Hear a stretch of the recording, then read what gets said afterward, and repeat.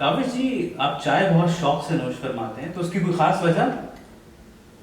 इस सवाल का जवाब अदनान भाई आपको इस नज़र में मिलेगा। बहुत अरसा हुआ एक दिन, बताया था मुझे उसने, बनाना कुछ नहीं आता। अगर मैं कुछ बनाती हूं तो बस चाय बनाती हूं, पियोगे ना तुम?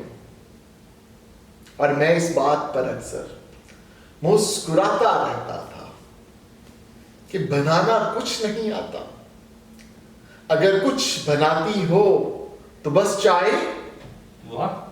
मुझे चाय से उलझन है, नहीं पीता, नहीं पीता।